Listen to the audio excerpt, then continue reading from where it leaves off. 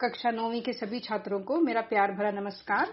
मेरा नाम रुबीना है और मैं saint Joseph senior secondary school sector 44 Chandigarh में कक्षा 9वीं और 10वीं को हिंदी पढ़ाती हूँ।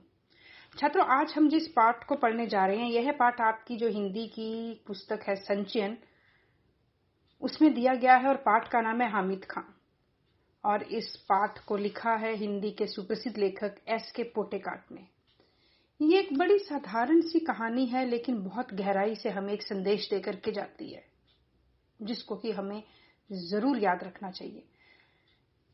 ये कहानी हमें एक तरह से देखा जाए तो हिंदू मुसलमान की एकता का पाठ पढ़ाती है कि कैसे हमें एक दूसरे की भावनाओं को समझना चाहिए, मिलजुल करके हमें जो है रहना चाहिए।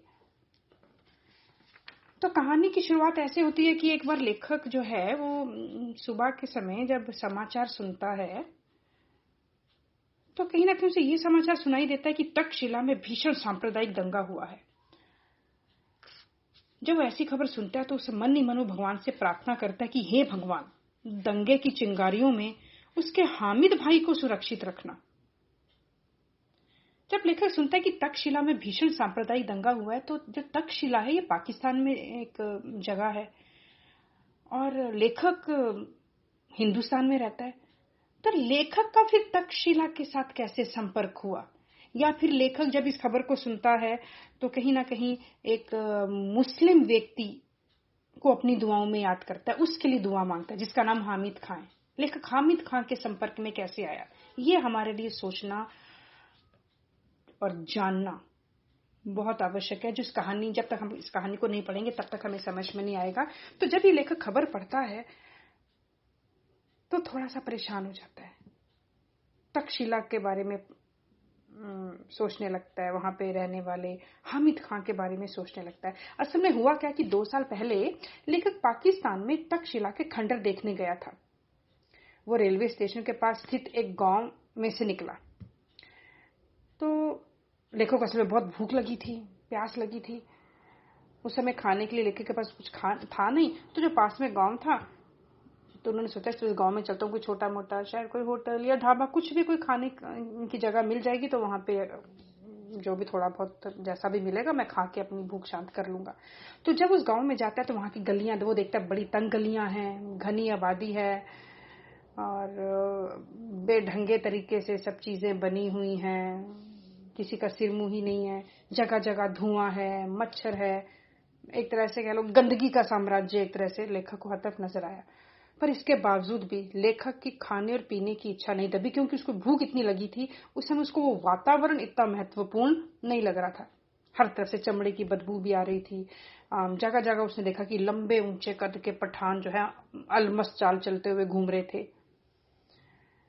तो लेखक जब किसी होटल या ढाबे की तलाश कर रहा था, लेखक को तलाशते तलाशते एक होटल मिला। वहां उसने देखा कि एक अधेड़ पठान अंगीठी के पास सिर झुकाए चपातियां बना रहा है। वह लेखक को तीखी नजरों से देखने लगा। वो किस लिए? क्योंकि उसको लगा कि ये तो पाकिस्तान का लगता ही नहीं है, इसके हुलिये से, इसकी वेशभूषा से, इसलिए उसने उसको तीखी नजर से देखा। लेखक के मुस्कुराने पर भी वह नहीं मुस्कुराया। लेखक ने स्माइल पास की, उसने कोई जवाब नहीं दिया लेखक की मुस्कुराहट का। लेखक ने पूछा, खाने को कुछ मिलेगा?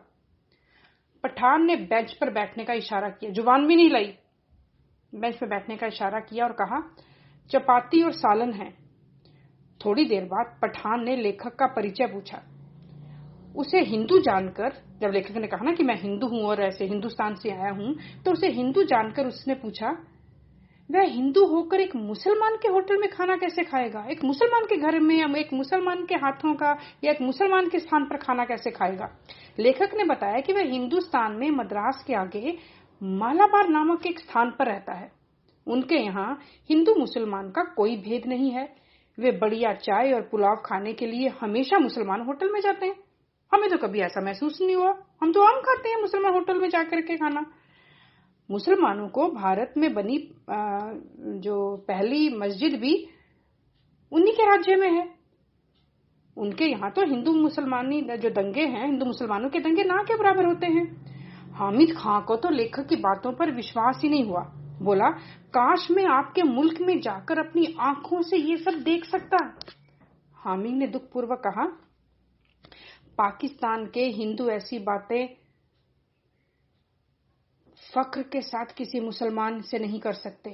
वे मुसलमानों को अत्याचारियों की संतान मानते हैं, इसलिए पाकिस्तान में रहकर उन्हें अपने सम्मान को बचाना कठिन हो जाता है। इतने में हामिद ने जब इनकी बातचीत चल रही थी आपस में, हामिद ने अपने नौकर अब्दुल को जोर से आवाज लगाई और कहा कि आदेश दिया कि भाई खाना तैयार हो गया नहीं साहब के लिए। हामिद बोला, आप मोहब्बत और ईमानदारी से मेरे होटल में खाना खाने आए हैं। इस बात का मेरे दिल पर एक ना बड़ा गहरा असर हुआ है। मेरे मन को छू लिया आपके इस व्यवहार ने, आपकी बातों ने। अगर सभी हिंदू और मुसलमान आपस में मोहब्बत करने लग जाए, जैसे आप प्यार से मुझसे बात कर रही हो, मैं सुन रहा हूं, तो कितना अच्छा होता ना। खैर, इतने में भोजन आ गया। थाली में चावल थे, कुछ चपातियां थी और सालन लगे हुए थे। लेखक ने बड़े चाव से खाना खाया। उसके बाद उसने पैसे निकाले, किंतु हामिद ने लेखक का हाथ रोक लिया। बोला, आप मेरे मेहमान हैं, मेहमानों से क्या पैसे लिए जाते हैं? लेखक ने कहा, नहीं, मेहमान की बात नहीं है, एक दुकानदार के नाते तो आपको पैसे लेने पड़ेंगे। बोला, आज आप मेरे मेहमान हैं, मैं पैसे नहीं लूंगा। हामिद ने लेखक का मन रखने के लिए उससे 1 रुपए का नोट ले लिया, परंतु उस नोट को फिर से लेखक की हथेली पर उसने रखकर कहा, मैं चाहता हूं कि आप ही के हाथों में ये रहे, और आप जब भी भारत पहुंचे ना, तो किसी मुसलमानी होटल में जाकर इस पैसे से पुलाव खाएं और तक्षशिला के भाई हामिद को याद रखें। लेखक हामिद के इस व्यवहार से भाव विभोर हो उठा। उसके बाद वह तक्षशिला के खंडर देखने, खा पी के तक्षशिला के खंडर देखने चला गया, और कुछ टाइम बाद अपने दिल में हामिद के प्रेम की याद को ताजा रखते हुए अपने देश वापस लौट आया। तो आज जब 2 साल बाद लेखक ने अखबार में तक्षशिला की खबर पढ़ी, तो उसको हामिद का ध्यान आ गया। तब उसने हामिद की दुआ मांगी कि मेरा मित्र भी तो तक्षशिला में रहता है, वहां पे ये जो भीषण सांप्रदायिक दंगा हुआ है, मेरी भगवान से प्रार्थना है कि मेरा जो मित्र है वो सही सलामत रहे। तो बेटा, ये जो पाठ है, ये जो कहानी है, हमें ये शिक्षा देती है कि हिंदू मुसलमान का भेद व्यर्थ है। इन दोनों जातियों में जो अलगाव है, जो भ्रम है ना, वह बहुत दुर्भाग्यपूर्ण है। हमें इस भ्रम को जल्द से जल्द दूर करना चाहिए और आपस में मेल मिलाप करके जो एक दूसरे के प्रति घृणा हमने पाल रखी है कुछ बातों को लेकर के, उसे दूर करना चाहिए। हिंदुओं को मुसलमानों को प्रेम पूर्वक अपनाना चाहिए, मुसलमानों को हिंदुओं को प्रेम पूर्वक अपनाना चाहिए। तो ये जो पाठ था, हमेशा याद रखिएगा कि हमें एक बहुत ही गहरी शिक्षा देकर के जाता है कि सरहदें बेशक हमारी अलग हैं, है ना। अगर आपस में हमारे प्रेम है तो सरहदें भी मायने नहीं रखती हैं। हमारा व्यवहार एक दूसरे के प्रति अच्छा होना चाहिए। एक इंसान को पहचानना आना चाहिए, बेशर्ते ये देखते हुए कि वो किस देश का है, किस धर्म का है या किस भाषा का है। मुझे उम्मीद है आपको ये